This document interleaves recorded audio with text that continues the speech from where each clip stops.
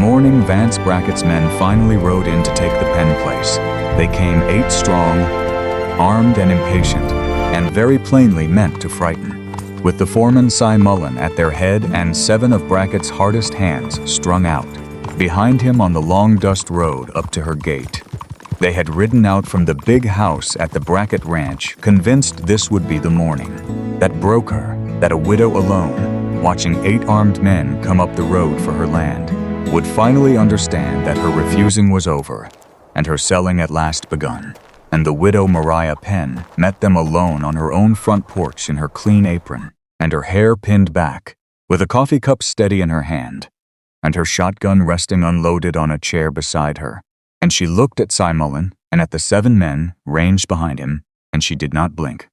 She did not raise her voice. She did not reach for the gun. She told them, quite plainly, that she had nothing further to say to Mr. Brackett, that her answer remained the answer it had always been, and that they might now leave her porch. What they did not know, what the cattle baron did not know, what no soul in the dry sage country knew except the widow herself, was that Mariah Penn had not been brave that morning because she was foolish. She had been brave because she had been quietly, carefully preparing for that morning for the better part of 2 years. She had been married for 19 good years to Andrew Penn, a quiet, hard-working rancher who had built up the small Penn, spread from nothing but a Homestead Act claim and a great deal of stubborn labor. 320 acres, the Penn place was, not a large spread by dry sage standards, but it had on it the one feature that mattered most in that dry corner of the Territory, a year-round spring, fed by the deep aquifer under the dry sage hills that ran clean and steady through every season. Andrew Penn had understood the value of that spring from the day he had filed his claim. So had Mariah. Together they had made of the small ranch a thriving thing, on the strength of water that all the bigger spreads around them had to haul in or do without. Andrew had died 3 winters before the morning of the standoff, of a fall from a horse on the high pasture. He had been 50. Mariah, then 44, had buried him beside their first claim stake on a windswept rise above the spring, and had set herself to keeping the Penn place running. There had been only one hired hand, an old cowboy named Otis Stebbings, who had been with Andrew since their first hard year, and the 2 of them had managed the place alone, quietly, capably. The trouble had started in Mariah's 2nd year as a widow, when Vance Brackett at last decided that the Penn place's spring was the missing piece of his ambitions for the dry sage country. Vance Brackett owned the Brackett Land and Cattle Company. 8,000 acres in the dry sage, the largest spread in the county, built on his late father's holdings and grown by his own ruthless management into a power that the small ranchers feared without quite naming. Brackett's spread had several seasonal water sources but no year-round spring on his own land. In dry summers his herds suffered, and his expansion was limited. The Penn place's spring was the key that would unlock everything for him. He had begun politely. He had ridden over to the Penn place himself one autumn afternoon in Mariah's 2nd year of widowhood, paid his condolences for Andrew's death, and made her a fair offer, more than the small spread would have brought on the open market. Mariah had heard him out, served him coffee, and quietly refused. The Penn place was not for sale. It was Andrew's land and hers, and she meant to keep it. Brackett had returned twice more in the year that followed, each time with a higher offer and a slightly harder edge. Each time Mariah had refused with the same quiet steadiness. By the 3rd refusal, his veneer of patience had begun to crack. There had been remarks in town about widows who did not understand their own best interests. There had been twice fences down that Otis had not put down. There had been a small fire in the brush near her south pasture that had not started itself. And Mariah Penn, who was not the helpless woman Brackett had taken her for, had understood at last that polite refusals were not enough. Sooner or later, Brackett would come for the spring by other means. When he did, she meant to be ready. So in her 3rd year as a widow, quietly, telling no one, not even Otis, she had begun to prepare. She had done 3 careful things, none of which the dry sage country had noticed. The first had been a journey. 2 springs before the morning of the standoff, Mariah Penn had ridden the long stage to the Territorial capital, telling Otis only that she had family business to settle and had spent 4 days at the Territorial Land Office. She had brought every paper Andrew had ever filed: the original Homestead Act patent, the survey, the witness deed, the tax records, the title abstract. She had paid for a formal recertification of her title under her own name as Andrew's surviving spouse, witnessed by a United States Marshal who had happened to be in the capital that week. She walked out with the most thoroughly documented, federally recognized title to her 320 acres that any small rancher in the territory possessed.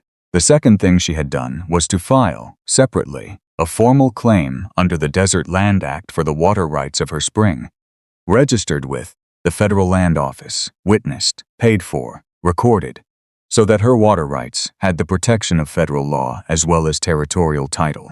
The third thing she had done, quietly, in a letter sent by stage out of Dry Sage Junction, was to write to a man named Hollis Wynn, in another county 400 miles east, asking for his counsel. Hollis Wynn had been her late husband's closest friend in the world. He and Andrew Penn had ridden together in the same cavalry company during the war, had been each other's best men at each other's weddings, and had stayed friends ever since. Hollis had settled after the war in a county east of the Dry Sage, where he had made a quiet life as a small rancher and acquired a working acquaintance with the territorial federal courts and a friendship with a circuit federal judge named Reynolds. Andrew had said, more than once, that Hollis Wynn was the most honorable man he had ever known. Mariah had written to him plainly, explained Brackett's pressure, her refusal, her 3 preparations, and asked him, as Andrew's oldest friend, for his counsel and his help, if and when the matter came to a head. That had been 2 months before the morning of the standoff. She had not yet had his reply, but she had done what she could. They had timed it carefully. Otis had been sent into Dry Sage Junction the day before on a manufactured errand involving a sick neighbor's horse and would not be back until late afternoon. Mariah was effectively alone. They came up the road just after the early breakfast hour, dust rising behind them, and reined up in a half circle in her yard. Mariah Penn had heard them coming for a quarter of a mile. She had set down her cooking, smoothed her apron, pinned back her hair, and walked out to her porch with her coffee cup. She had set the unloaded shotgun on the chair beside her, not because she meant to use it, but because Cy Mullen and his men needed to see that she was not unarmed, and she had stood at the porch rail when they reined up, and she had looked at them. Cy Mullen took off his hat, with a thin smile that did not reach his eyes. "Mrs. Penn," he said, "Mr. Brackett sent me. He's done with offering. He wants you to understand your situation." "I understand my situation," Mariah said. "It is the same situation it has been for 2 years. My answer is the same. The Penn place is not for sale. Now I'd like you to leave." Mullen's smile widened. "Mrs. Penn, I'd like to do that, but Mr. Brackett's instructed me to inform you that by tomorrow morning he will be filing a formal claim against your spring with the Territorial Land Office. He has 2 sworn witnesses prepared to testify that your late husband acknowledged a debt of $4,000 to him, owed at the time of his death, payable in land or water rights. The court will rule for him. You will lose this place and the spring by the autumn term. He is offering you now one last chance to sell at the price he last offered before you lose everything." There was a long silence. The 8 horses shifted in the yard. Mariah Penn looked steady at Sim Mullen, and she did not blink. "Mr. Mullen," she said at last, "I do not believe one word your employer has just instructed you to tell me. My husband owed Mr. Brackett no debt. He never met Mr. Brackett in person and conducted no business with him. Your witnesses are lying, but you may inform Mr. Brackett that I have heard him. My answer remains no, and he is welcome to file whatever claim he wishes, and I am welcome to meet it. Now leave." For a long moment no one moved. Cy Mullen had not expected steadiness. He had expected tears and reluctant signature. He sat his horse a long, unhappy moment, weighing whether to escalate. But 8 armed men in a yard threatening a single unmoving woman who did not flinch looked, even to themselves, like cowards. Mullen put his hat back on, nodded to his men, and the 8 turned their horses and rode out at a slow walk. Mariah Penn stood on her porch until they were out of sight. Then she set down her coffee cup. Her hands were shaking. She gripped the porch rail and held herself steady, because she had not let them see her shake, and she was not going to let herself shake even now. She had not blinked, and before the dust of their leaving had settled, a single rider, a man on a tired bay horse, came up the road from the opposite direction and rode quietly into her yard and reined up at her porch. He was older, perhaps 55, weathered and gray at the temples, with the kind eyes Andrew Penn had described to her in 100 long evening conversations. He took off his hat. "Mrs. Penn, I am Hollis Wynne. I had your letter. I came as soon as I could. I see," he added, looking after the dust of the 8 riders. "I have arrived not a moment too soon." Mariah Penn, who had not let herself weep in 3 years, sat down very suddenly on her porch step and put her face in her hands for a moment, in the great relief of having Andrew's oldest friend at last on her porch. Then she stood up, dried her eyes briskly, and said, "Mr. Wynne, thank you for coming. A circuit federal judge named Reynolds is in Dry Sage Junction in 8 days. Will you help me?" "I will, Mrs. Penn," said Hollis Wynne. "I came to." What unfolded over the 8 days that followed, and the court session after, was the unmaking of Vance Brackett's plan, and the slow making of something else neither Mariah nor Hollis had expected. Hollis Wynne, in those days, was a working revelation. He knew the federal courts and the law on territorial title and water rights, and he listened gravely to Mariah's whole account of her 2 years of preparation. "Andrew was right to marry you, Mrs. Penn," he said. "You have built a fortress of paper around this ranch without anyone seeing you do it. There is almost no chance Brackett's fraudulent claim survives a hearing before Judge Reynolds. We need only present what you already have." They prepared together for the hearing. They went through Andrew's records, every receipt, ledger, signed paper, and there was no record anywhere of any debt owed to Brackett, for the plain reason no such debt had ever existed. They took sworn statements from Otis Stebbings, from the doctor who had attended Andrew's last hours, and from the parson who had buried him, none of whom had ever heard of any debt or any visit by any agent of Brackett's. Hollis drafted a careful brief. He requested, through Judge Reynolds's clerk, that Brackett's 2 witnesses be required to testify under oath in open court. The hearing in Dry Sage Junction lasted 1 full day. Vance Brackett came in person in a fine coat with his foreman, his 2 false witnesses, and his town lawyer.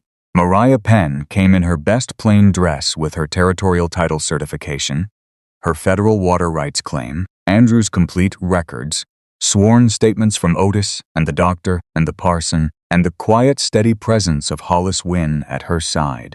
Judge Reynolds, a careful older man with a deep distaste for perjury, listened to Brackett's witnesses tell their story of the supposed deathbed, debt, and then let Hollis cross-examine them. Within an hour, both witnesses had contradicted themselves, contradicted each other, and been caught in 3 plain falsehoods about dates and places. By the end of the day, Judge Reynolds had dismissed Brackett's claim, ordered the witnesses bound over for perjury investigation, confirmed Mariah's title and water rights, and warned Brackett on the open record that any further harassment would be heard in his court personally. Brackett walked out a publicly humiliated man. Mariah Penn had won, and Hollis Wynne, who had ridden in to honor his old friend Andrew's memory and stand by the widow Andrew had loved, did not immediately ride home after the hearing. He stayed in the Dry Sage country a few weeks more, to help Otis with the fall work, to be available in case Brackett tried any further mischief. And in those weeks, Mariah Penn and Hollis Wynne came to know each other. What they came to know, slowly, both careful, was something neither had quite admitted to themselves before. Hollis had loved Mariah Penn at a careful distance for nearly 20 years, in the unspoken, honorable way that a man can love his best friend's wife. Never said, never acted on. Andrew's death had not changed it, except to make it grief instead of restraint. Mariah, alone and braced for 3 years, knowing nothing of his feeling, found in his steady, honorable presence a warmth she had not let herself want. Hollis at last said it gently, on a fall evening at her porch rail. "Mariah, I owe you the truth. I have loved you, in the careful way a friend can, for the better part of 20 years. Andrew knew it, I think. He was too sharp not to, and trusted me with you. I did not come for that. I came to honor him, but I find I cannot ride home and pretend any longer that what I feel is only old friendship. If you would have me, when enough time has passed, I would be your husband. Until then, I am simply here. You are not alone, Mariah, and you will not be again. Mariah Penn, who had not blinked at 8 armed men and had not wept in 3 years of widowhood, did weep at that, quietly, gratefully, and she took his weathered hand in both of hers and she said, "Hollis win. Andrew was right. You are the most honorable man I have ever known. Yes, when the time is right." Yes, they married the following spring on the rise above the spring, with Otis Stebbings as witness and Judge Reynolds himself riding out to perform the ceremony. The Penn place stayed Mariah's. Hollis joined his small holdings to hers, and the two of them ran the spread together for the long, good years that followed. And Dry Sage Country told the story for a long time. 8 of Brackett's men rode up that road to take the widow's land, the old-timers would say. She met them alone on her porch and didn't blink. That's the part everyone remembers. They'd lower their voices, but the truer part is what nobody knew at the time. She'd been preparing for that morning for 2 solid years. Territorial title, Federal Water Rights, a letter to Andrew's old friend Hollis. She wasn't brave because she was a fool. She was brave because she had done the work. Courage on the frontier was never the absence of fear. It was the result of preparation, started long before anyone thought she was preparing. Brackett took her for a frightened widow he could pressure. She turned out to be the most prepared rancher in the country. He left town humiliated. She kept her land, and she got into the bargain the best husband her late husband could have wished for her. There's a lesson in that for any soul who's ever been threatened by a powerful man. Stand your ground, but stand it on paper, in advance, with friends in the right places. Then nobody on God's earth can move you.